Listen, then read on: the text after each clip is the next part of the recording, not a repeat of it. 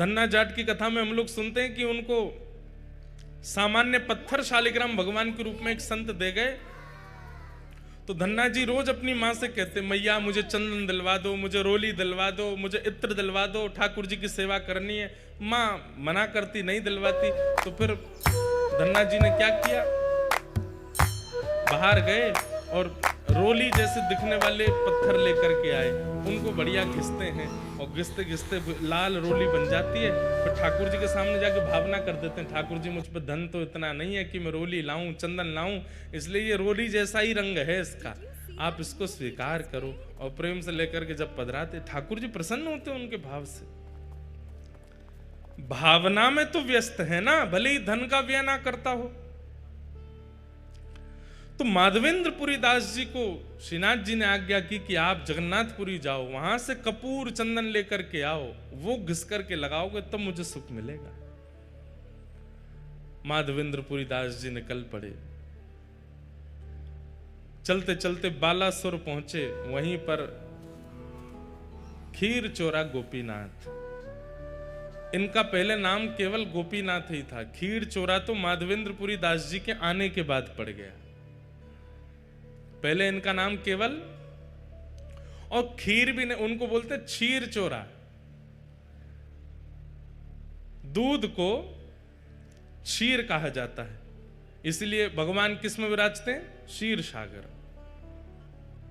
तो खीर चोरा तो हम उत्तर भारतीय कहने लग गए हैं, लेकिन वास्तव में वहां पर अधोटे दूध का भोग लगता है ठाकुर जी को, और उसमें थोड़ी बहुत कुछ सामग्री मिलाई जाती है, इसलिए वो क्षीर चोरा गोपीनाथ। पहले उनका नाम केवल गोपीनाथ ही था, वो क्षीर चोरा। तो और ये गोपीनाथ जी बालासुर में जो विराजमान, जिसको अवसर मिले, समय मिले, 3-4 घंटे का रास्ता होगा शायद यहां से, हुआ ना वहां दर्शन करे आना।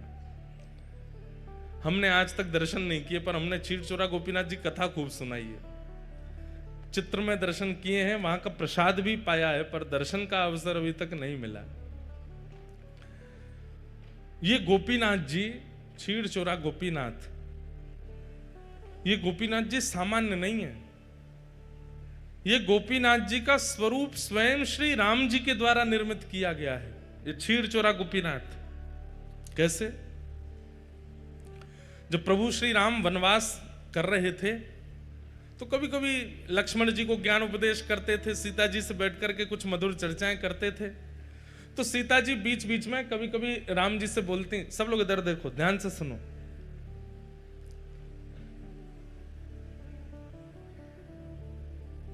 राम जी से कहती, हमने सुना है कि आप द्वापर में कृष्ण रूप धारण करोगे। तो राम जी कहते हैं, हाँ कृष्ण रूप तो धारण करेंगे, और हमने ये भी सुना है कि आपके समस्त अवतारों में अत्यधिक सुंदर अवतार आपका जो होगा वो कृष्णावतार होगा, जिसके रूप को देख करके असंख्य गोपियां, असंख्य ब्रजवासी गण जहां से भी आप गुजरेंगे सब आप पर न्योछावर हो जाएंगे, ऐसा आपका रूप होगा, मैंने सुना है। तो राम जी बोले, अब ये तो प्रभु जाने, राम जी भी कोई कम सुंदर थोड़े ही है। वर्णन आता है कि राम जी जब वनवास करते हैं, तो वनवास करते समय वहां के संत जन, वहां के निवासी जन, उनके पास राम जी सामग्री लेने के लिए जाते हैं। वैसे तो सामग्री सब प्रस्तुत राम जी के पास हो जाती है, लेकिन कभी कभी सामग्री प्रस्तुत नहीं होती, तो राम जी जाते हैं और जाकर के कहते हैं कि हमें प्रसाद सिद्ध करना है, आदि हमें ये सामग्री दे दो। तो सूखी सामग्री, पक्की सामग्री, जो भी सामग्री देते हैं। अब उस काल में कोई बड़े बड़े व्यापारी तो होते नहीं थे, सब लोग सामग्री व्यय करते थे, उसका जो धन मिलता था उससे घर चलता था। अब राम जी जब, वो तो वनवासी हैं, उन पर धन तो होता नहीं था, तो सब सामग्री लेते थे। तो सामग्री लेने वाले, अब देने वाले को क्या दें? राम जी के पास कोई मुद्राएं तो है नहीं, तो कहते हैं कि राम जी प्रेम से मुस्कुरा जाते हैं, और जैसे ही राम जी प्रसन्न मुद्रा में मुस्कुराते हैं, तो जो सामग्री देने वाले होते हैं वो कहते हैं कि हमको दक्षिणा मिल गई, आप तो सामग्री ले जाओ, आप तो बस मुस्कुरा दिया करो। आप खुश हो जाते हैं, आप हंस जाते हैं, आप थोड़े प्रसन्न मुद्रा में हमको देख लेते हैं, हमको लगता है कि हमें सर्वस्व मिल गया। तो राम जी भी कोई कम सुंदर तो नहीं है, एक ही रूप है दोनों। लेकिन कृष्ण थोड़े चंचल ज्यादा है ना, इसलिए उनकी रूप माधुरी अद्भुत है। तो सीता जी बोली, द्वापर में आप कृष्णावतार धारण करेंगे और हमने सुना है कि वो कृष्ण स्वरूप बड़ा सुंदर होगा। राम जी बोले, अब कोई कम सुंदर है हम? बोले नहीं, सुंदर तो आप अभी भी बहुत हो, पर हमें लगता है कि अभी आप इतने सुंदर हो तो कृष्णावतार में और सुंदर, इससे सुंदर और क्या होगा? आप हमें दर्शन करा दीजिए ना। तो राम जी बोले, ठीक है, समय मिलेगा तो मैं दर्शन कराऊंगा। तो फिर राम जी नित्य जाते, एक गुफा में एक शिला है और उस शिला को अपने बाण से ही ठाकुर जी छेद छेद करके अपने द्वापर में प्रकट होने वाले रूप का निर्माण कर रहे हैं, स्वयं राम जी। आहा, कोई मूर्तिकार ठाकुर जी का रूप बनाता है समझ में आती है, पर स्वयं ठाकुर जी ही अपनी मूर्ति बना रहे हैं, ये कितनी अद्भुतता है। हमारे चित्र बना के कितने सारे बालक लाते हैं, पर अपना चित्र बनाने की कभी मन में सोची भी नहीं। और कोई व्यक्ति अपना चित्र क्यों बनाएगा? लेकिन यहां श्री राघव जी अपना चित्र बना रहे हैं। ऐसे नेत्र हैं, ऐसे कान हैं, ऐसी नासिका है, ऐसे अधर हैं, जैसे हैं बिल्कुल वैसे बना रहे हैं।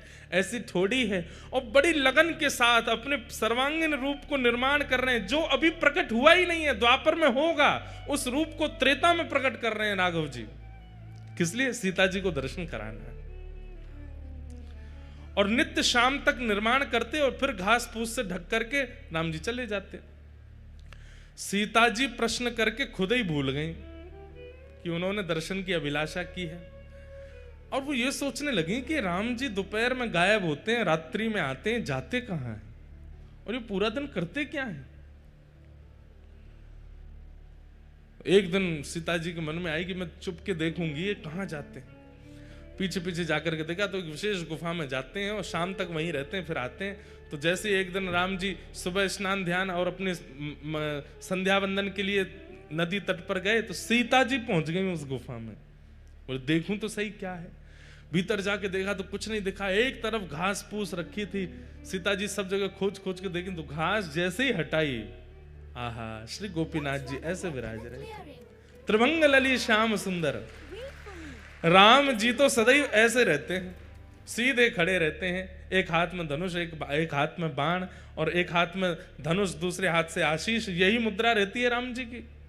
लेकिन आज वही राघव जी जिनको सदा ऐसे देखा है, आज वही राम जी मानो ऐसे दोनों भुजा करके और वंशी धारण करके, और बिल्कुल कमर भी टेढ़ी है, मुख भी टेढ़ा है, पाम भी ऐसे, रूप देख करके सीता जी तो मोहित हो गए।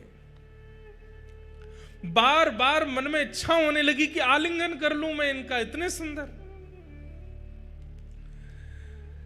मन में ऐसी भावना आने लगी कि ये यहां पर घास फूस में ढके बैठे हैं, इन्होंने पता नहीं भोजन भी किया होगा कि नहीं, इन्होंने जल भी पान किया होगा कि नहीं। सीता जी तुरंत दौड़ करके गई, पत्तों के दोना बनाए और उन दोनों में कुछ फल अमनिया करके, एक पात्र में जल लेकर के, कुछ पुष्पों के हार बना करके और सुंदर सब सामग्री लेकर के आई। आकर के श्री गोपीनाथ जी को तिलक किया, सुंदर पत्रावली का श्रृंगार कर दिया, गले में माला पहना दी, सर्वांगीण अंग में चंदन अर्पित करने के बाद में भोग पधरा दिया और भोग पधराने के बाद में आरती कर दी।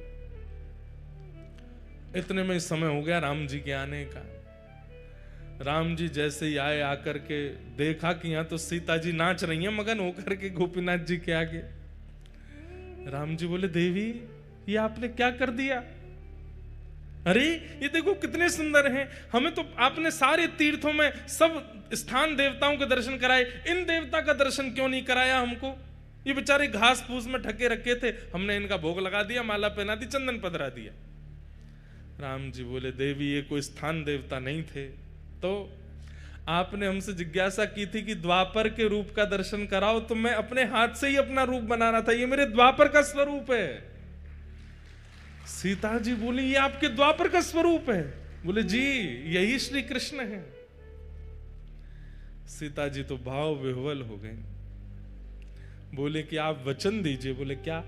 आप अकेले नहीं आएंगे द्वापर में, द्वापर में एक रूप से तो मैं लक्ष्मी ही आपकी परांबा जगदम्बा रुक्मणी बनकर के आऊंगी, पर इस रूप का आस्वादन करने के लिए आपको मुझे पूर्व में भी बुलाना पड़ेगा। उसमें मैं केवल आपको देखूंगी, आपका प्रेम स्वीकार करूंगी, आपको देखकर के नृत्य करूंगी, आपको देखकर बस मेरी एक ही क्रिया होगी, ना भोजन करना, ना जलपान करना, ना शयन करना, केवल आपको देखना। तब राम जी बोले ठीक है, आप ही साक्षात किशोरी जी के रूप में प्रकट हो जाना, श्री राधा रानी बनकर के आ जाना और मेरे रूप लावण्य का खूब सुख लेना। लेकिन देवी तुमने इनका तिलक क्यों कर दिया, इनको माला क्यों पहना दी, इनको बोले क्यों, अभी ये पूरे बने नहीं है, अभी मुझे और निर्माण करना है, अभी ये पूर्ण रूप से सिद्ध नहीं हुए, अभी थोड़ी बहुत। तो सीता जी बोली ये इतने सुंदर हमारे प्राण हरण कर रहे हैं, इससे भी अधिक आपको इनको बनाना है तो इनको अधूरा ही रहने दो, फिर तो हम इससे अधिक जो विशेष रूप है वो तो द्वापर में ही देखूंगी मैं, क्योंकि इनको देख करके जब मेरा मन इतना आनंदित हो रहा है तो फिर पूर्ण रूप कैसा होगा। वही श्री राघव जी के द्वारा निर्मित शिला पर जो ठाकुर जी का स्वरूप है, वही बालास्वर में श्री गोपीनाथ जी के रूप में विराजमान है, जिन्हें क्षीर चोरा गोपीनाथ कहते हैं। पर वो क्षीर चोरा कब बने, जब माधवेंद्रपुरी दास व्रजमंडल से आ रहे हैं जगन्नाथपुरी चंदन लेने के लिए। बीच में जैसे ही गोपीनाथ जी का मंदिर पड़ा, माधवेंद्रपुरी दास जी पहुंच गए, जाकर के आहा भुजा उठा करके नृत्य कर रहे हैं, नृत्य कर करके गा रहे हैं, गोपीनाथ जी का दर्शन करके आनंदित हो रहे हैं। नित्य 11-12 सकोरों में, मिट्टी के पात्रों में ठाकुर जी को क्षीर का भोग लगाया जाता है और वही भोग सारे दर्शनार्थियों को बांटा जाता है। लेकिन माधवेंद्र जी अकिंचन दूर खड़े थे, सब में बट गया, लेकिन माधवेंद्र जी को नहीं प्राप्त हो पाया। आप 3-4 दिन से भूखे प्यासे और थे और आपका एक स्वभाव और था। माधवेंद्र संतों के भी अपने अपने स्वभाव होते हैं, जैसे कई संतों का नियम होता है, हमारे वृंदावन में आज भी है, जो भिक्षा याटन करते हैं, जो मधुकरी मांगने के लिए जाते हैं, उनका समय है, वो इतनी देर ही आपके द्वार पर रहेंगे, ना तो आपको बुलाएंगे ना डोरबेल बजाएंगे, बस आपके द्वार पर खड़े होकर मंजीरा लेकर के कीर्तन करेंगे। आपने सुन लिया तो दौड़ के जाओ और जो भी मधुकरी है ला करके उनको दे दो। यो नहीं कि बैल पे बैल बजाए जा रहे हैं, गेट खटखटा रहे हैं, अरे जल्दी लाओ भिक्षा लेकर के आओ हमको दे दो। ब्रज में ऐसे संत नहीं रहते, ब्रज में क्या है, मंजीरा लेकर के जाएंगे, आपके द्वार पर खड़े होकर के हरे कृष्ण हरे राम या राधे कृष्ण राधे श्याम, जो कीर्तन प्रिय लगेगा वो कीर्तन करेंगे। उसका भी उनका समय बंधा हुआ है, 3 मिनट 4 मिनट 5 मिनट, उतनी देर ही कीर्तन करेंगे। उतनी देर में आपने कुछ दे दिया तो ठीक, नहीं तो भूखे ही चले जाएंगे और जाकर के भूखे ही सो जाएंगे, मांगेंगे नहीं। इसलिए ब्रज की कई माताएं हमारे घर पे भी संत जन पधारते हैं, बगल में ही भागवत निवास करके स्थान है, वहां के महापुरुष पधारते हैं, तो वे भी आकर के द्वार पर खड़े हो जाएंगे। आपको पता चल जाए तो भिक्षा दे दो, नहीं तो चले जाएंगे। और उनका टाइम फिक्स है 6:15, तो मतलब 6:15 बजे ही आएंगे। हमारी माता जी अगर स्वयं रहती हैं तो स्वयं पहले ही बना करके दे आती हैं, और नहीं रहती हैं तो जो घर पर रहेगा उसको सारे काम बाद में बताएंगी, ये कमरा देख लेना, वो ये सब बाद में, सबसे पहले बताएंगे शाम को 6:15 बजे वो भागवत निवास के महाराज जी आएंगे, उनके लिए इतनी रोटी दाल चावल सब तैयार करके मधुकरी उनको दे देना। और कई बार हमने देखा कि जब घर लौट के जाते हैं, पूज्य पिताजी भी अनुभव करते हैं, तो माता जी सबसे पहले पूछेंगी बाबा आए शाम को मधुकरी दई, और वो सामने जो घर पे रुके वो अगर के अरे मैया कल तो हम लेट हो गए, बाबा चले गए, तो माँ इतनी उदास हो जाती है कि बेचारे बाबा कल मधुकरी नहीं पाए होंगे। ऐसे मधुकरी पाकर के हमारे व्रज में संत रहते हैं।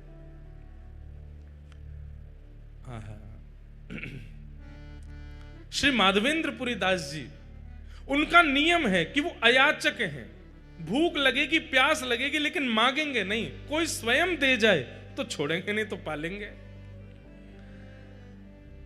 और वही माधवेंद्रपुरी दास जी भूखे तो थे लेकिन गोपीनाथ जी का दर्शन करके नृत्य कर रहे थे। पुजारी जी सबको बांट रहे थे, लेकिन माधवेंद्रपुरी दास जी पीछे खड़े तब तक पहुंचे तो सारा भोग बट गया, उनको नहीं मिला।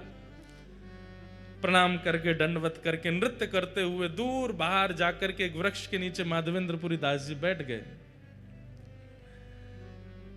बंधुओं, हम लोगों से अपराध गलती हो जाती है, पर ठाकुर जी शब्द याद रखते हैं। अर्धरात्रि में ही श्री गोपीनाथ जी ने दर्शन दिए। किसको? पुजारी जी को। और पुजारी जी के स्वप्न में जाकर के बोले सुनो। बोले हाँ, आज इतने सारे रसिक जन दर्शन करने के लिए आए, सबको तुमने हमारी क्षीर प्रसादी बांट दी, पर पीछे एक ब्रजमंडल के माधवेंद्रपुरी दास जी खड़े थे, उनको तुमने कुछ नहीं दिया। तो पुजारी जी बोले जय जय, अपराध हो गया, हमसे गलती हो गई, हमको याद नहीं रहा।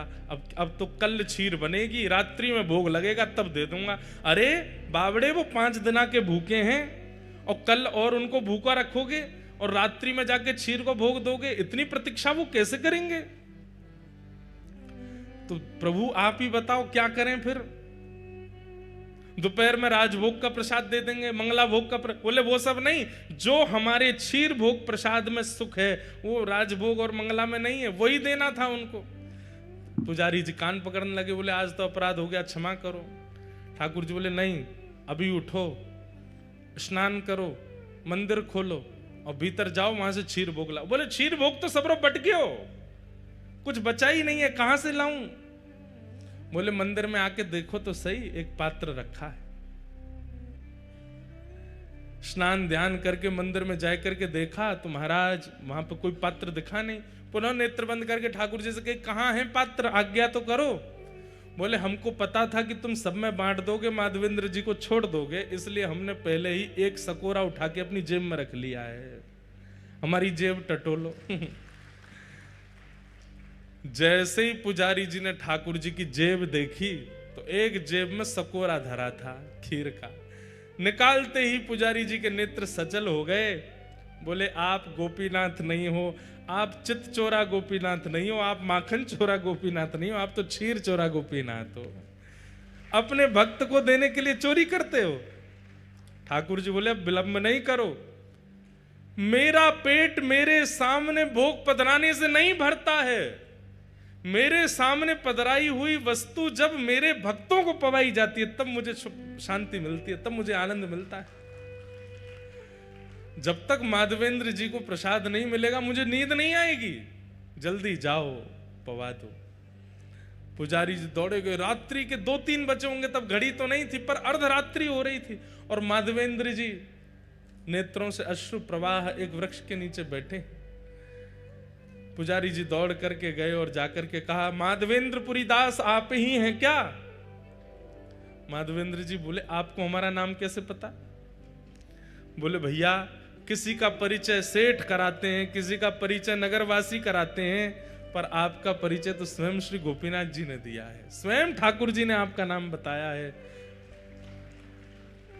माधवेंद्र जी बोले वो मेरा नाम जानते हैं? बोले जी उन्होंने ही आपका नाम बताया। और आपको खीर भोग नहीं मिला था आज? बोले नहीं मिल पाया था, आपने सब में बांट दिया, हम तक पहुंच ही नहीं पाए। बोले लो ठाकुर जी ने आपके लिए खीर, और पूरी वृत्तांत बताया कि ठाकुर जी ने अपनी जेब में छुपा करके रखी आपको देने के लिए। आहा, माधवेंद्रपुरी दास जी तो वहीं नृत्य करने लगे, रुदन करने लगे, अश्रुपात होने लगा नेत्रों से। हाँ गोपीनाथ, प्राण गोपीनाथ, जीवन गोपीनाथ कहकर के रोने लगे। खीर भोग पाया। और ये कथा जब प्रातःकाल होती पूरे नगर में प्रसिद्ध हुई, नगर के बाद प्रांत में प्रसिद्ध हुई और पूरे भारत में प्रसिद्धि हो गई और ठाकुर जी का नाम बदल गया, खीर चोरा गोपीनाथ। उससे पहले त्रेता से लेकर के द्वापर तक वे केवल गोपीनाथ थे, लेकिन माधवेंद्रपुरी दास जी के आते उनका नाम क्षीर चोरा गोपीनाथ पड़ गया। बोलो क्षीर चोरा गोपीनाथ की। ऐसे प्यारे हैं प्यारे ठाकुर जी। ब्रजवासिन के मधुकरी पाम। जब मधुकरी का भाव बता रहे थे तो ये भाव मन में आ रहा था, तो मन में आया कि शायद जगन्नाथ जी कह रहे हैं कि ये भाव गाओ। वृंदावन में 3 काम प्रधान हैं। आओ मेरे साथ गाओ, किशोरी जी से प्रार्थना करो। राधिका रानी जी, वृषभानु दुलारी जी, राधिका रानी जी, वृषभानु दुलारी जी। ओ राधिका रानी जी, वृषभानु दुलारी जी, राधिका रानी जी, वृषभानु दुलारी जी। ओ सुन लो अरज हमारी हमारी, रहूं ब्रज रज को पासे पासे। बाप से गाओ, करताल बजा के गाओ। हे उपासे रहूं ब्रज रज को पासे उपासे, ब्रज रज को पासे। ओ राधिका रानी जी, वृषभानु दुलारी जी, राधिका रानी जी, वृषभानु दुलारी जी। ओ सुन लो अरज हमारी हमारी, रहूं ब्रज रज को पासे पासे, ब्रज रज को पासे, रहूं ब्रज रज को पासे पासे। बोलो वृषभानु दुलारी की।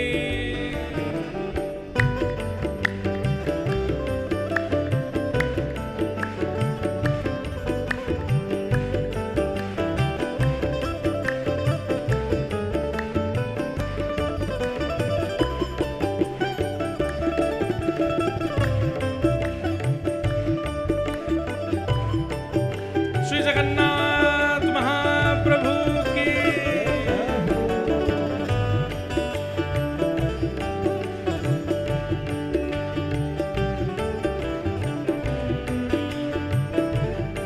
हमें ऐसा लगता है ये माधवेंद्रपुरी दास जी पर गोपीनाथ जी ने इतनी कृपा इसलिए की क्योंकि ये 3 क्रम जो इस पद में गाए गए हैं, ये तीनों क्रमों का पालन माधवेंद्रपुरी दास जी ने अनेक वर्षों तक किया। पहला क्रम, मंगला उठ यमुना तट जाऊं, मंगला उठ यमुना तट जाऊं, मंगला उठ यमुना तट जाऊं, मंगला उठ यमुना तट जाऊं। प्यारे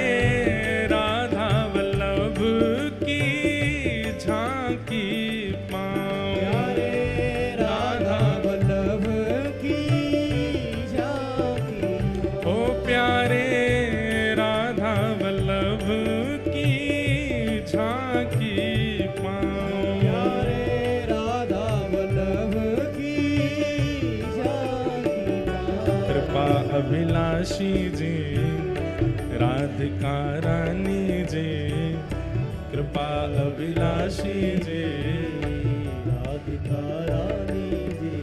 ओ सुन लो अरज हमारी हमारी, रहूं ब्रज रज को पासे उपासे,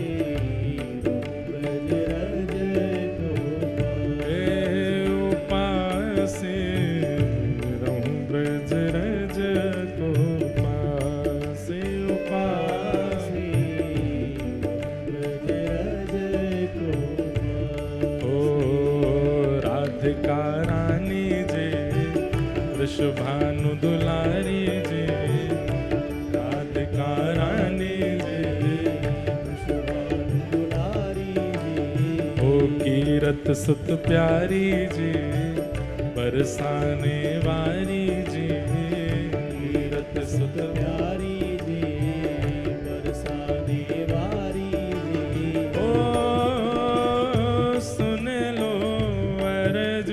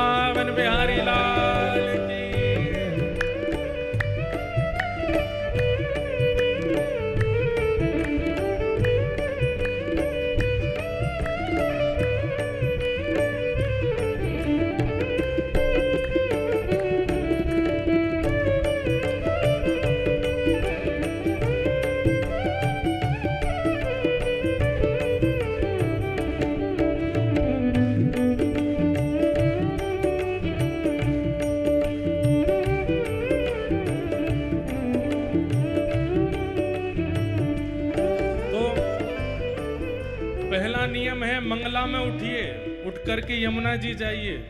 सूर्य उदय होने के बाद व्रज में उठना नहीं है, सूर्य उदय से पहले उठ जाइए, यमुना जी का दर्शन करो, राधा वल्लभ जी के दर्शन करो। दूसरा नियम क्या है? दोपहर में भूख लगेगी तो क्या पाएंगे?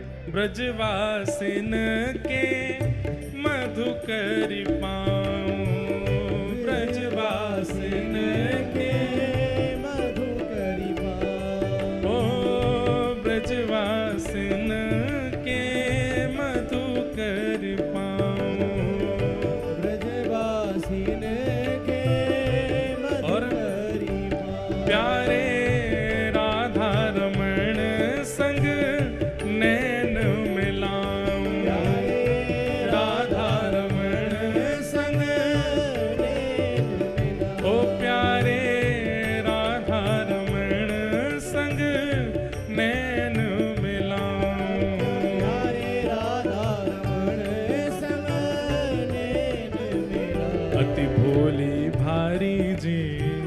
वृषभानु दुलारी जी, अति भोली भारी जी, दुलारी जी। ओ सुन लो अर्ज हमारी हमारी, रहूं ब्रज रज को पास पास,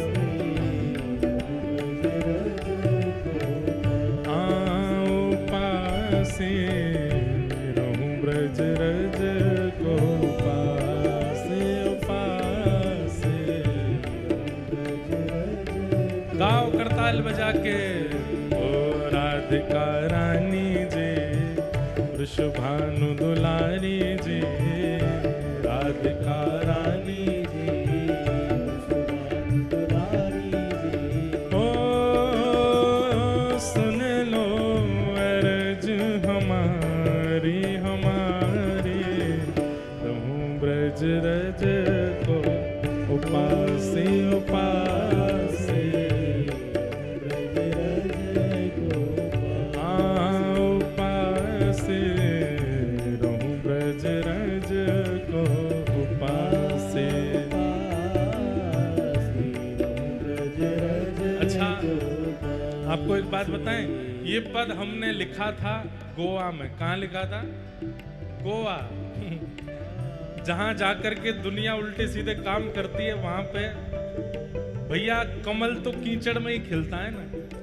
गोवा को हम कीचड़ नहीं बोल रहे हैं, गोवा को आप देखेंगे वहां पर विद्या साक्षात नृत्य करती है, बड़े बड़े संस्कृत विद्यालय हैं वहां पर। लेकिन गोवा की प्रसिद्धि इतनी विचित्र कर दी है लोगों ने। ये पद वहां प्रकट हुआ, इसलिए मुझे विश्वास हो गया कि श्री प्रियालाल जी यहां भी रमण करते हैं। लोग बाग उसका अनुभव नहीं कर पा रहे। इतना सुंदर भाव तीर्थों में प्रकट नहीं हो पाया, गोवा में जाकर के प्रकट हुआ। वृंदावन के दो नियम सुन लिए, मंगला उठना, ब्रजवासियों के यहां से मधुकरी मांग करके पाना, और तीसरा नियम क्या है? ब्रज में रह के क्या करना है? ओ रसिक जनन की सेवा पाऊं, रसिक जनन की सेवा पाऊं, सब ब्रजवासिन की सेवा पाऊं, सब ब्रजवासिन की क्या सेवा है? ब्रज की सबसे ऊंची सेवा कौन सी है? सोहनी सेवा। ब्रज में एक सोहनी ले लीजिए और रास्ते बुहारते चलिए, गलियां बुहारते चलिए। अरे कभी अवसर मिले एक बार हमारे कहने से करिएगा। हमारे पंडित श्री गया प्रसाद जी महाराज पूरा जीवन उन्होंने सोहनी करके व्यतीत कर दिया। प्रियालाल जी गोद में आकर के खेलते थे उनसे। क्यों? बोले तुम ब्रज को सुंदर बनाओ, तुम्हारो हृदय अति सुंदर है गयो है, हमें तुम बड़े प्रिय हो, इसलिए ब्रज में जाके सेवा करो। रसिक जनन की सेवा पाऊं, रसिक जनन की सेवा पाऊं, सब ब्रजवासिन की सेवा पाऊं, सब ब्रजवासिन की सेवा। और प्यारे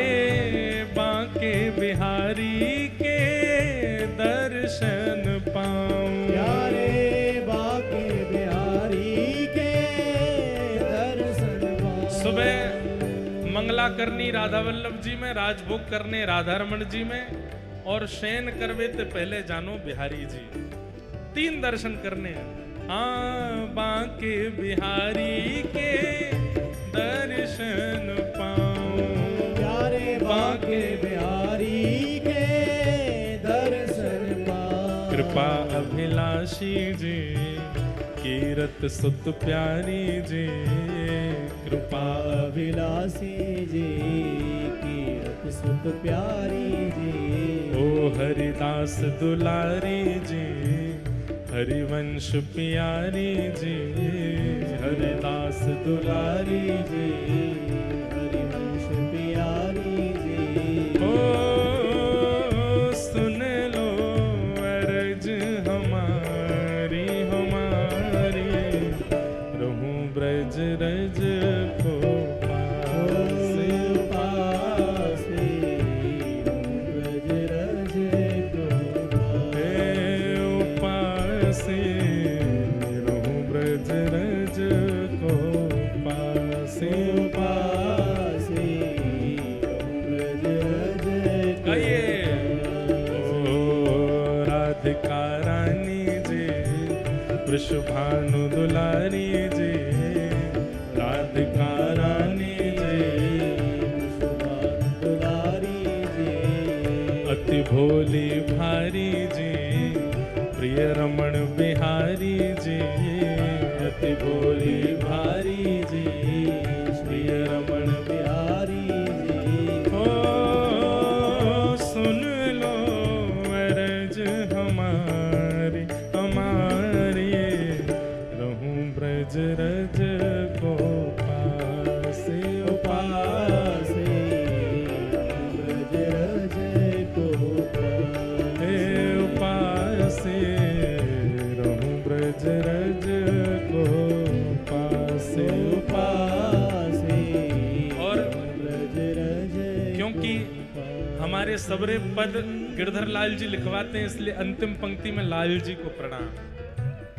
गोवर्धन पर्वत पे राजो, गोवर्धन पर्वत पे राजो। श्री गोवर्धन पर्वत पे राजो, श्री गोवर्धन पर्वत पर राजो। प्यारे गिरधर लाल संग दर्श करा, प्यारे गिरधर लाल संग दर्श करा। ओ प्यारे गिरधर लाल संग दर्श करा, प्यारे गिरधर लाल संग दर्श करा। अरे भोली भारी जी वृषभानु दुलारी जी, अति भोली भारी जी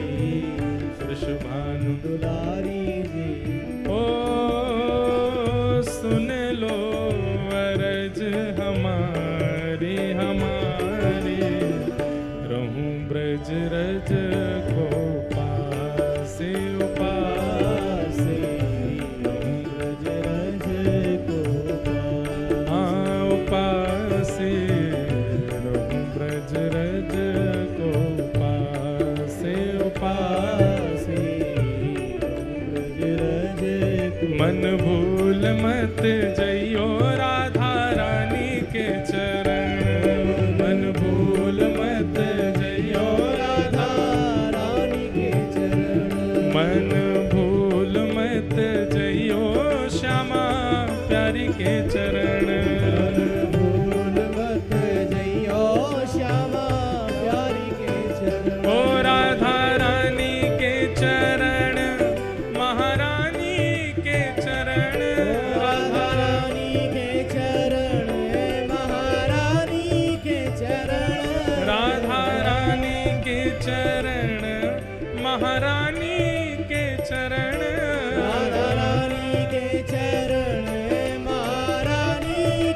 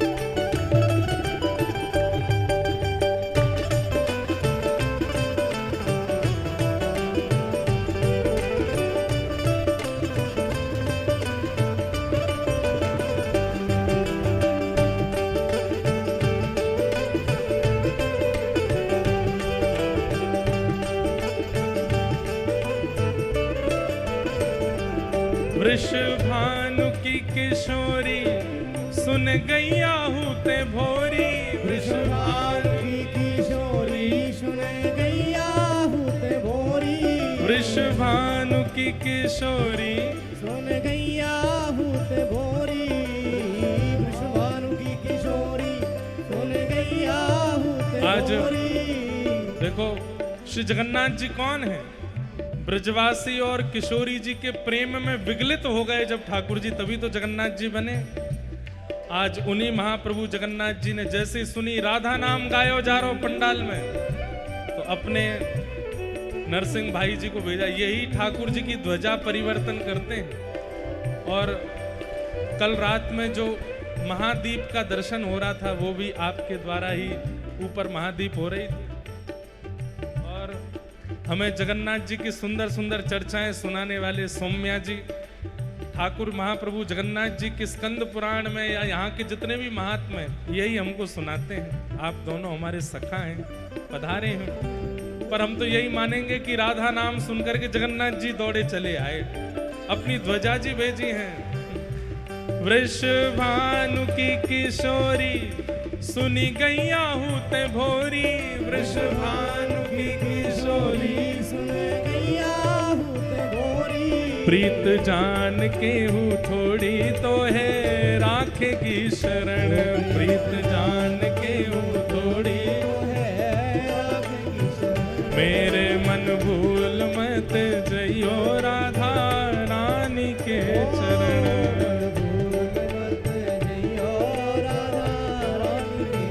ओ प्यारे ठाकुर की बाकी ठकुरानी के चरण। प्यारे ठाकुर की बाकी ठकुरानी के चरण। प्यारे ठाकुर की बाकी ठकुरानी के चरण। प्यारे ठाकुर की बाकी ठकुरानी के चरण। मेरे मन भूल मत जइयो राधा रानी के चरण। मेरे मन भूल मत जइयो राधा रानी के चरण। मन भूल मत जइयो श्यामा प्यारी के चरण। भूल मत जइयो श्यामा प्यारी के चरण। ओ जय राधे राधे राधे राधे श्री राधे राधे श्री राधे राधे जय राधे राधे जय राधे राधे श्री राधे राधे राधे राधे जगन्नाथ प्यारी जय राधे राधे वृषभानु दुलारी जय राधे राधे वृंदावन वारी जय राधे राधे बरसाने वारी राधे राधे गिरधर की प्यारी राधे राधे श्री गिरधर प्यारी राधे राधे बरसाने वारी राधे राधे कीरत सुत प्यारी राधे राधे वृषभानु दुलारी हरिदास प्यारी हरिवंश दुलारी जय राधे राधे श्री राधे राधे श्री राधे राधे श्री राधे राधे श्री राधे राधे जय राधे राधे श्री राधे राधे जय जय राधे राधे श्री राधे राधे जय जय श्री राम जय जय श्री राम जय जय श्री राम।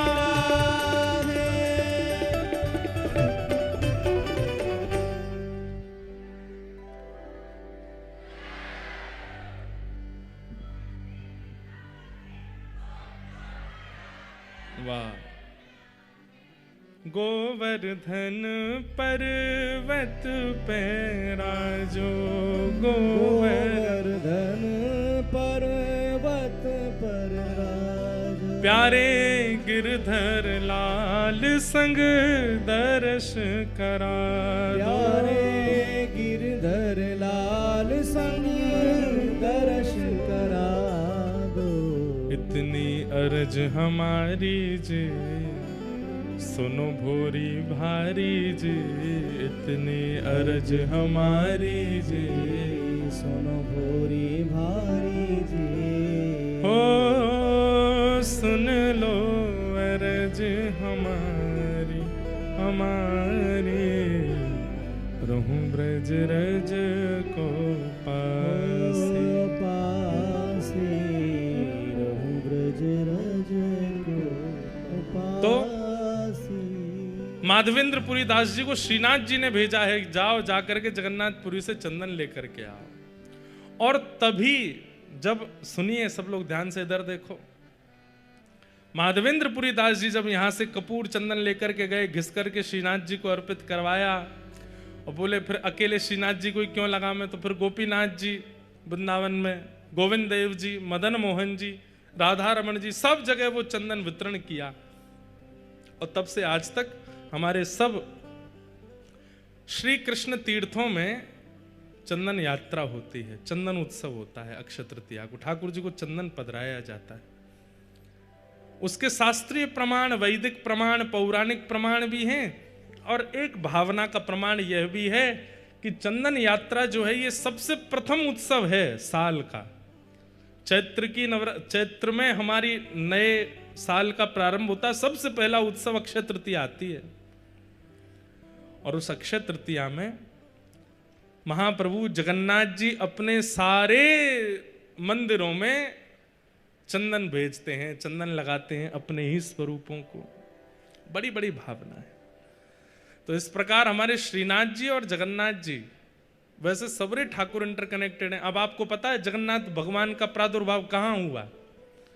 श्री जगन्नाथ जी का रूप जो है ये कहां प्रकट हुआ? कहां प्रकट हुआ? द्वारिका। हमसे ही सुना है आपने तभी बोल रहे हो। ये कथा तो हमने ही सुनाई है, वैसे तो सभी सुनाते हैं, पर जगन्नाथ जी का प्रादुर्भाव प्रकट स्थली जो है वो है द्वारिका। द्वारिका में व्रजवासियों की चर्चा सुनते हुए श्री महाप्रभु जगन्नाथ जी प्रकट हो गए। नारद जी देख करके घबरा गए।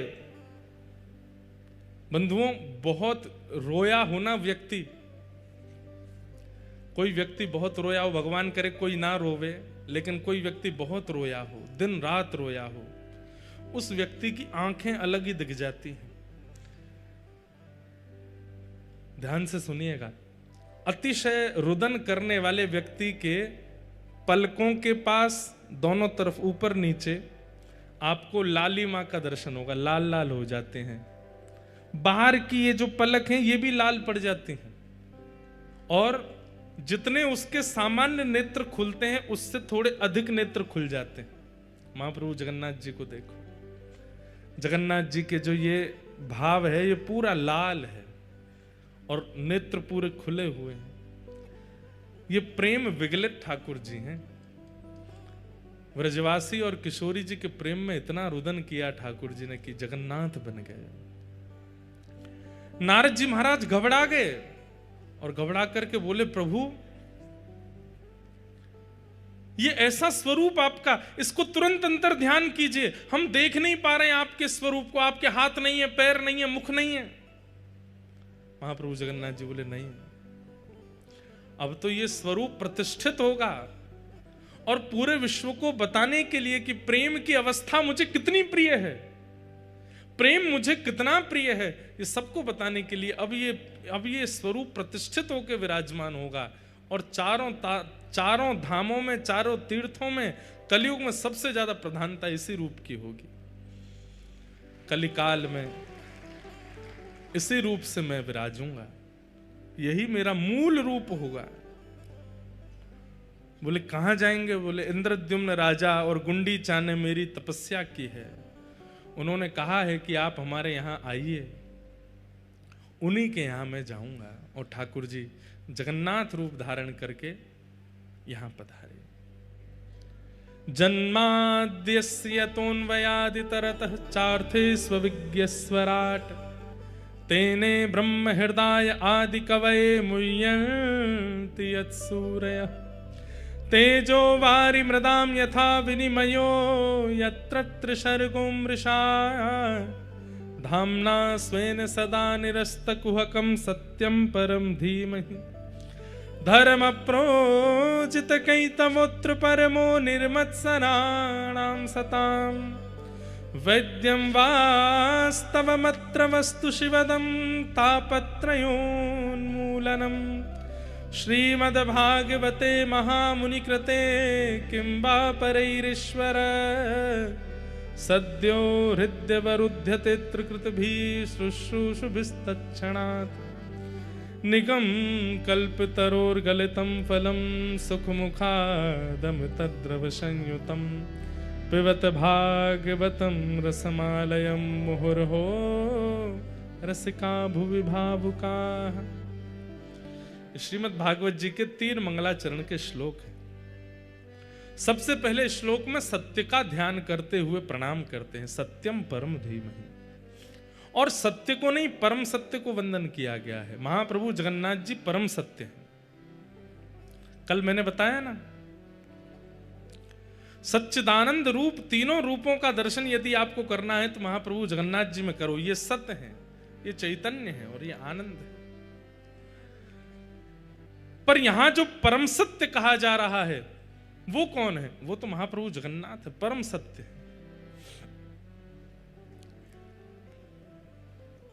ऐसे परम सत्य श्री महाप्रभु जगन्नाथ जी को हम प्रणाम करते हैं, वंदन करते हैं। एकमात्र ऐसे ठाकुर हैं, भक्त वत्सल ठाकुर हैं, जो पूरे ब्रह्मांड में एकमात्र ऐसे ठाकुर जी हैं जो स्वयं निकल करके आते हैं और पूरे जनमानस को दर्शन देते हैं, सबको दर्शन देते हैं। कोविड आ गया, पूरी दुनिया की व्यवस्थाएं बदल गई, लेकिन महाप्रभु जगन्नाथ जी का तब भी दर्शन हुआ। बंधुओं,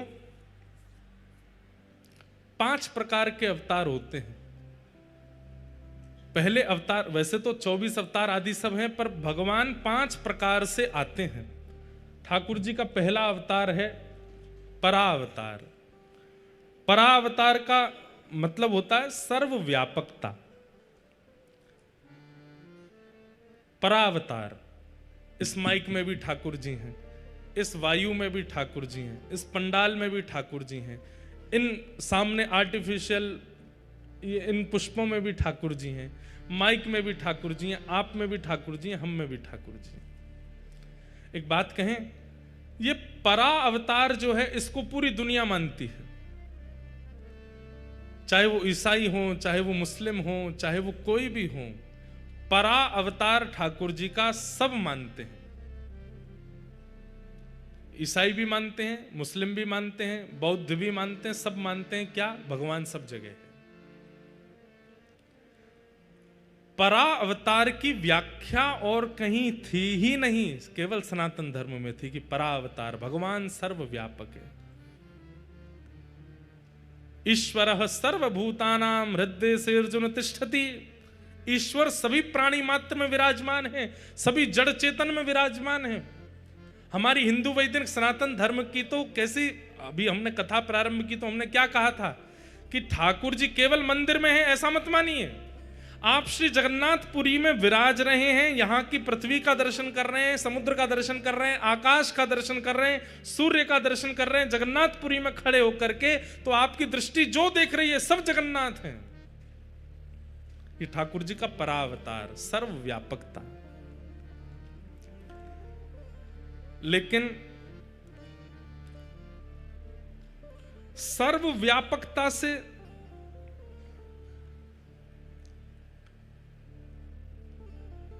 कई अविश्वासी जीवों को सुख नहीं मिलता। ठाकुर जी सर्वत्र हैं, हरि व्यापक सर्वत्र समाना, सर्वत्र व्यापकता है उनकी। लेकिन कई लोगों को विश्वास प्रतिष्ठित करने के लिए सर्वव्यापकता कहने मात्र से काम नहीं चलेगा। ये बात मानने की हो सकती है कि ठाकुर जी सर्वव्यापक हैं, लेकिन कई बार हम मानव है ना, हम लोगों के चित्त में दोष बहुत जल्दी आ जाते हैं। सर्वव्यापकता ठाकुर जी की है तो फिर किसी को पाप करना ही नहीं चाहिए था। बहुत ध्यान से सुनिएगा। ठाकुर जी सब जगह हैं तो फिर दुनिया में पाप होने ही नहीं चाहिए। सबको ये बात लगनी चाहिए, पता होनी चाहिए ठाकुर जी देख रहे हैं, ठाकुर जी यहाँ भी तो हैं, यहाँ भी तो बैठे, लेकिन फिर भी व्यक्ति पाप क्यों कर देता है? क्योंकि उसके अंदर ये बात पूर्ण रूपेण प्रतिष्ठित नहीं है कि ठाकुर जी सर्वव्यापक हैं। ठाकुर जी का प्रथम अवतार है परावतार। इसलिए ठाकुर जी परावतार से एक और अवतार धारण करते हैं, जिससे लोगों के मन में थोड़ी ये तो भावना आ जाए कि भाई यहां ठाकुर जी तो बैठे ही हैं, यहां मुझे कुछ नहीं करना। और उस अवतार का नाम है विभव अवतार। तो विभव अवतार ठाकुर जी के कौन से हैं? राम अवतार, कृष्ण अवतार, परशुराम अवतार, कूर्म अवतार, कच्छप अवतार, नृसिंह अवतार, वराह अवतार। इन अवतारों में रूप धारण करके ठाकुर जी ने परावतार की पुष्टि कर दी।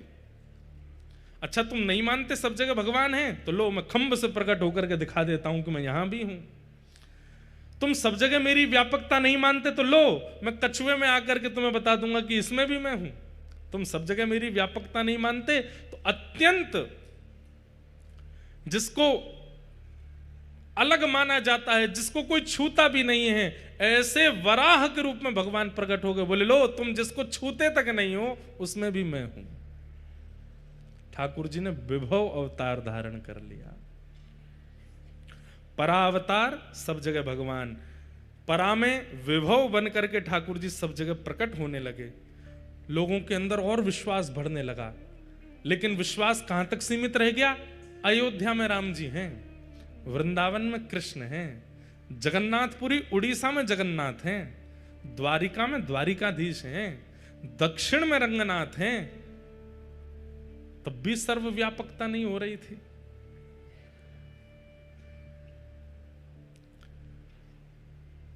ठाकुर जी ने मन में विचार किया, अब क्या करें? अब इस सर्वव्यापकता को कैसे और ज्यादा रूप धारण कराएं? तब ठाकुर जी ने व्यूह अवतार धारण किया। व्यूह अवतार का अभिप्राय, ठाकुर जी एक से अनेक बन जाते हैं। तो जैसा मैंने आज कथा में बोला, व्यूह अवतार कौन सा? महाप्रभु जगन्नाथ जी भी जगन्नाथ हैं, वो तो जगन्नाथ हैं ही, उनका मंदिर भी जगन्नाथ है। इसलिए शिखर दर्शन की महत्ता। एकादशी के दिन पंढरपुर में, महाराष्ट्र में लाखों करोड़ों की तादाद में भीड़ जाती है दर्शन करने के लिए। सब लोगों को तो भीतर जाने का अवसर नहीं मिल पाता। लाइन भी अगर लगा देंगे कि लाइन से सब लोग जाओ, तो एकादशी निकल जाएगी, उसके बाद में कईयों को दर्शन होंगे। और वो आए तो थे कि एकादशी तिथि पे ही दर्शन करना है। तो फिर वहां के संतों ने, रसिकों ने पंढरपुर की प्रणालिका में यह व्यक्त कर दिया कि पंढरपुर में एकादशी के दिन ठाकुर जी मंदिर में हैं ही नहीं। तो बोले कहां है? शिखर पर बैठे हैं। शिखर पर बैठ करके ध्वजा रूप में सबको दर्शन देते हैं। इसलिए लाखों करोड़ों, वहां बोलते हैं वारी जाती है, और वो वारी चारों तरफ मंदिर के भ्रमण करते हुए केवल ध्वजा जी का दर्शन करती है। और ध्वजा दर्शन को ही श्री पंढरीनाथ दर्शन माना जाता है। केवल पंढरपुर में ऐसा नहीं है, पूरे विश्व में ऐसा ही है कि ध्वजा और शिखर साक्षात परमात्मा है। कोई व्यक्ति अत्यंत वीवीआईपी बनकर के आया और शिखर देखे ही नहीं, सीधे मंदिर में ही घुस गया और ठाकुर जी के दर्शन करके प्रस्थान कर गया, उसका दर्शन अधूरा माना जाएगा, क्योंकि उसने मूल तो दर्शन किया ही नहीं। ठाकुर जी का शिखर मूल है। एक प्रकार से कह दें तो क्या है? मेरे अंदर आत्मा है, मेरे अंदर मन है, मेरे अंदर बुद्धि है। अब आपकी इच्छा क्या है? मैं तो इसके मन से ही मिलूंगा, मैं तो इसकी बुद्धि से ही मिलूंगा, मैं तो इसकी आत्मा से ही मिलूंगा, बाहर वाले से मेरा कोई अभिप्राय नहीं। ऐसा नहीं होता। बल्कि सामान्य संसार में तो ऐसा है कि बाहर वाले शरीर से ही सारे संबंध होते हैं, अंदर वाले को तो हम पहचान ही नहीं पाते। उल्टा होना चाहिए। मंदिर में भीतर वाले का दर्शन बाद में, बाहर वाले का दर्शन पहले। और संसार में व्यक्ति के भीतर पहले झांको, बाहर वाले से ज्यादा आकर्षण मत रखो। हम शरीर पर, रूप पर, रंग पर ज्यादा आकृष्ट हो जाते हैं, उसके हृदय का दर्शन नहीं कर पाते। मंदिर में भीतर दर्शन मिल जाए तो अच्छा, नहीं तो बाहर ही दर्शन कर लो, शिखर देख लो बस। और संसार में व्यक्ति के बाहर से ज्यादा प्रभावित मत हो, उसके भीतर झांको, भीतर देखो। तो व्यूह रूप क्या है? वही जगन्नाथ जी अपने श्री मंदिर के रूप में भी हैं, वही श्री मंदिर जगन्नाथ तीर्थ के रूप में भी है, वही तीर्थ महोदधि समुद्र के रूप में भी है, वही महोदधि महाप्रसाद के रूप में भी है, वही महाप्रसाद जगन्नाथपुरी में विचरण करने वाले यहाँ के लोकल जो लोग हैं उनमें भी है। ये ठाकुर जी का व्यूह रूप है। मंदिर पहला स्वरूप, महाप्रसाद दूसरा स्वरूप, महोदधि समुद्र तीसरा स्वरूप, यहां निवास करने वाले जनमानस चौथा स्वरूप। ये चतुर्व्यूह हो गया। हमारे वृंदावन के भी चतुर्व्यूह हैं।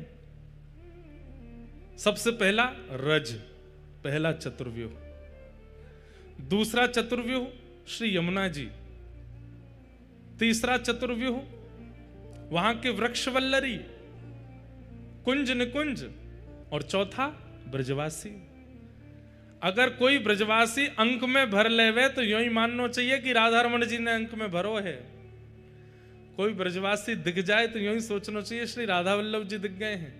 ब्रजवासी को यह नहीं मानना चाहिए, उसको खुद नहीं सोचना चाहिए भाई मैं ही राधा रमण हूं, मेरा दर्शन कर ले। उसके मन में यह भावना नहीं होनी चाहिए। पर दर्शनार्थी अगर ब्रजवासी से मिले तो इस भावना से मिल ले कि ये बिहारी जी हैं, तो उसको दोष नहीं लगेगा, क्योंकि वो ठाकुर जी का व्यूह रूप है। तो पहला परावतार, दूसरा विभव अवतार और तीसरा व्यूह अवतार। लेकिन व्यूह अवतार में भी ठाकुर जी को लगने लगा कि भाई हमारी सर्वव्यापकता और हमारे प्रति जो प्रेम होना चाहिए वो अभी भी प्रतिष्ठित नहीं हो पा रहा है।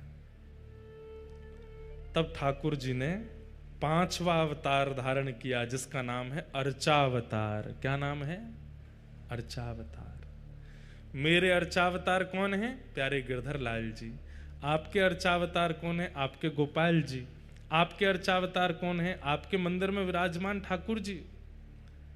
ये अर्चावतार है। ये ठाकुर जी का पांचवा अवतार है, अर्चावतार। परावतार, विभव अवतार, व्यूह अवतार, अर्चावतार।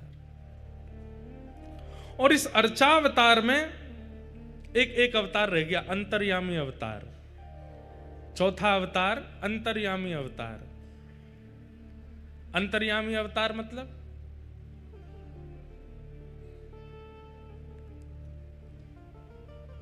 आपने मुझसे कहा महाराज जी बहुत जोर की प्यास लगी है, पानी चाहिए। तो मैंने कहा तुम जहां बैठे हो वहां नीचे पानी है, बोरिंग करवाओ, खुदवाओ, पानी निकाल के पी लो। मेरी बात असत्य है? जहां आप बैठे हो वहां नीचे पानी नहीं है। लेकिन मेरा यह कहना कि बोरिंग करवाओ, पानी निकलवाओ और प्यास बुझा लो। आप कहोगे महाराज जी प्यास लगी है, बोरिंग करवा के पानी निकलवाएंगे तब तक तो प्राण चले जाएंगे। ठाकुर जी का चौथा अवतार क्या है? अंतर्यामी। आपने कहा मुझे श्याम सुंदर से मिलना है, मुझे जगन्नाथ जी से मिलना है, मुझे राघव से मिलना है, मुझे माधव से मिलना है। तो मैंने क्या कहा? तुम जहां खड़े हो वहीं हैं। पर इससे आपका समाधान नहीं होगा। मेरी बात सत्य नहीं है ठाकुर जी वहां पर प्रकट करना पड़ेगा। दूध से दिया नहीं जला जा सकता, लेकिन दूध में घी नहीं है ये आप अस्वीकार नहीं कर सकते। दूध में घी होता है पर दूध से दिया नहीं जलेगा, प्रकट करना पड़ता है।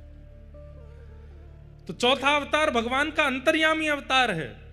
आप जहां हो, जैसे हो, आप कलकत्ता में हो, मुंबई में हो, जयपुर में हो, महाराष्ट्र में हो, तमिलनाडु में हो, जहां हो सब जगह राधा रमण जी हैं। पर आपको याद आ रही है कि मुझे राधा रमण जी से मिलना है, तो मैं ऐसा कह दूं तुम जहां वहीं हैं तो हैं। तो ये बात सत्य तो है, पर उनको अनुभव करने के लिए प्रकट करना पड़ेगा। प्रोसेस लंबा है। तब ठाकुर जी ने विचार किया कि कलयुग में इतना समय नहीं है लोगों पे, मैं हूं तो सर्वत्र, पर मुझे प्रकट करने की इतना समय का इन्वेस्टमेंट, इतनी मेहनत का इन्वेस्टमेंट लोग नहीं करेंगे। तब ठाकुर जी ने 5वां अवतार धारण किया, और वो क्या है? अर्चावतार। अर्चावतार का मतलब क्या है? हमारी बात को बहुत ध्यानपूर्वक सुनिएगा।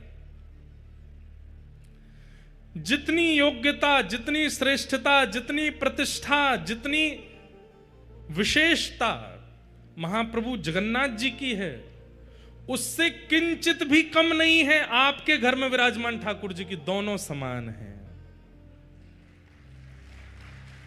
वो ठाकुर जी का अर्चावतार है। अर्चावतार के प्रति हमारी पूर्ण निष्ठा प्रकट क्यों नहीं हो पाती? क्योंकि हम मंदिर के ठाकुर, तीर्थ के ठाकुर को और घर के ठाकुर में भेद मानते हैं। कोई अंतर नहीं है। ये भाव जिस दिन आपके हृदय में प्रतिष्ठित हो गया, पता है कैसे कीजिए?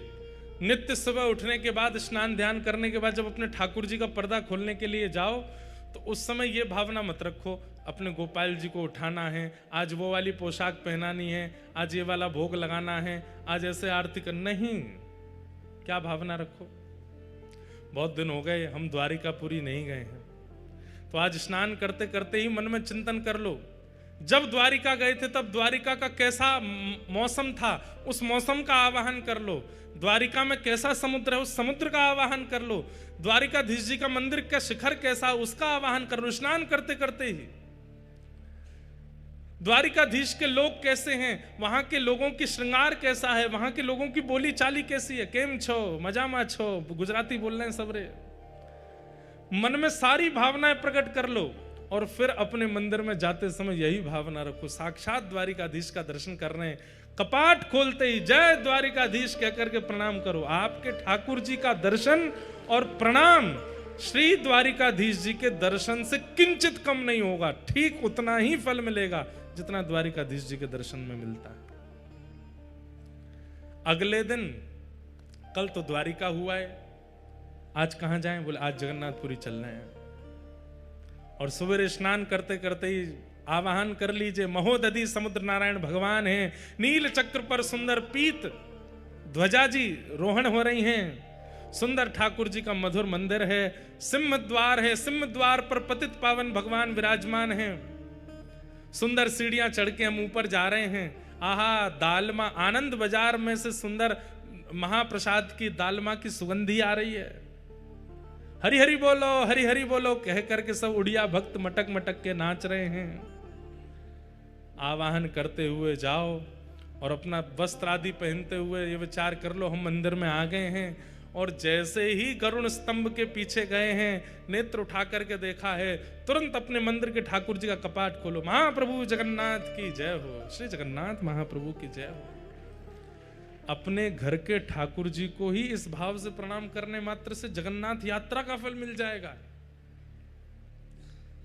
कितना इससे बढ़िया उपाय क्या होगा? हजारों की टिकट बच गई आपकी, हजारों के होटल का खर्चा बच गया, सारी शारीरिक मेहनत बच गई, और घर में ही सौर्य तीर्थ प्रकट हो गए। क्यों? क्योंकि वो आपके अष्ट धातु के भगवान नहीं है, आपके घर में पीतल के, चांदी के, सोने के भगवान नहीं है, वो ठाकुर जी का अर्चावतार है। आप जिस प्रभु का आवाहन करोगे, जिस तीर्थ का आवाहन करोगे, जिस महाप्रसाद का आवाहन करोगे, वो सब आपके घर में उनके सन्मुख पधराते ही प्रकट हो जाएगा। उनको सामान्य मत समझा कीजिए, वो साक्षात भगवान का 5वां अवतार है, अर्चावतार। और श्रीमद् भागवत में ही कही गई एक वाणी की सिद्धता करते हैं, अहम भक्त पराधीन, मैं अपने भक्त के पराधीन हूं। जब भगवान ने यह बात कही कि मैं अपने भक्त के पराधीन हूं, तो किसी ने भगवान से कहा पराधीनता का मतलब पता है आपको? भगवान बोले हमसे पूछ रहे हो? पराधीनता का मतलब होता है कि हिल करके स्वयं पानी भी ना पीना, इसको पराधीनता कहते हैं। प्यासे रह जाएंगे लेकिन स्वयं पानी नहीं पिएंगे, इसको पराधीनता कहते हैं। तो किसी ने कहा तो आप ये कर पाओगे? बोले करूंगा, अर्चावतार के रूप में यही करूंगा। भूख लगेगी लेकिन तब तक नहीं पाऊंगा जब तक पवाएगा नहीं, प्यास लगेगी तब तक नहीं पीऊंगा जब तक पिलाएगा नहीं, श्रृंगार की इच्छा होगी लेकिन तब तक नहीं सजूंगा जब तक सजाएगा नहीं। नींद आ रही होगी लेकिन तब तक नहीं सोऊंगा जब तक सुलाएगा नहीं। अर्चक के पूर्ण अधीन हो जाऊंगा, इसलिए मेरा 5वां अवतार होगा अर्चावतार। और एक बात, जैसे काशी में गंगा जी हैं, हरिद्वार में गंगा जी हैं, ऋषिकेश में गंगा जी हैं, पर गंगा जी का मूल स्रोत गंगोत्री है। वृंदावन में यमुना जी हैं, दिल्ली में यमुना जी हैं, अन्य अन्य क्षेत्रों में यमुना जी हैं, पर मूल स्रोत यमुनोत्री है।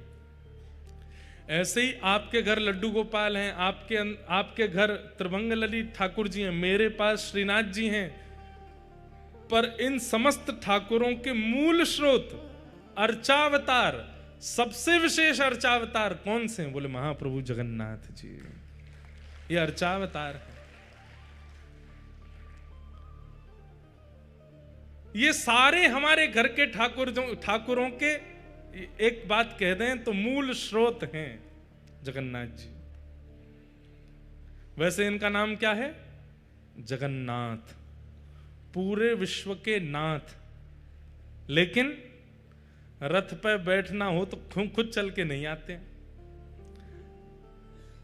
यहां से पंडाओं के कंधा पे हाथ धरेंगे, इधर से पंडाओं के कंधा पे हाथ धरेंगे, खूब सारे पंडा पुजारी महाराज घेर लेंगे। और फिर इतना ही नहीं है, ठाकुर जी को बढ़िया पास में बांधते हैं, सुंदर मोटी पास में बांधते हैं और ठाकुर जी को खींचते हैं आगे। ठाकुर जी पीछे लुढ़कते हैं, फिर आगे आते हैं, फिर पीछे लुढ़कते हैं, फिर आगे आते हैं।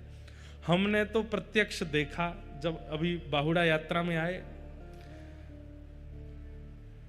बलभद्र जी निकले मंदिर से, इतने सीधे बेचारे बलभद्र जी सीधे रथ में गए, कहीं भी लुढ़के नहीं, किसी को परेशान नहीं किया, प्रेम से उछल उछल के सीधे रथ में पहुंच गए। सुभद्रा जी तो और भी प्यारी हैं, ऐसी गोद में जाती हैं वो तो। सुभद्रा जी तो नीचे ऐसे ऊपर उठा के ले जाते सुभद्रा जी को। सुदर्शन जी महाराज भी बड़े प्रेम से गए। लेकिन जब इनकी बारी आई, उस समय दर्शन कर रहा था, 500 से अधिक वैष्णव ठाकुर जी को खींचते हैं, 1000 होते होंगे। अरे कितने भी भारी क्यों ना हो, खूब प्रेम से उठ जाते हैं। जो अर्चक सब हैं वो सब बताते हैं, बोले कभी तो इतने हल्के हो जाते हैं कि ऐसा लगता है कि कोई फुआ रुई का उठा लिया हो। और कभी कभी महाराज जी प्रत्यक्ष देखा, कभी इधर वाले इन पर गिर जाएं, गिर ही जाते हैं, बिल्कुल दया नहीं करते, नीचे आगो तो खेल रहे हैं, ऐसे गिर जाएंगे, फिर यूं हो जाएंगे, फिर पीछे की तरफ जाएंगे, फिर आगे की तरफ आएंगे, कभी यूं हो जाएंगे। खूब आनंद करते हुए जाते हैं ठाकुर जी। क्यों? अहम भक्त पराधीन, पराधीन है। एक ने भी अगर ठाकुर जी को उठाने में नेक ढिलाई करी तो वही के ऊपर गिरते हैं। बोले अच्छा ढीला छोड़ रहा, उठा मोकू। क्यों? ये अर्चावतार है, अर्चक है। हम हमारे अधीन रहते हैं ठाकुर जी। तुम सजाओगे तो सजूंगो, तुम खवाओगे तो खाऊंगो, तुम उठाओगे तो उठूंगो, तुम सुलाओगे तो सोऊंगो। बंधुओं, अपने आप को प्रेमी कहना बंद कर दीजिए। आप क्या प्रेम करते हैं ठाकुर जी से? ठाकुर जी प्रेम करते हैं आपसे।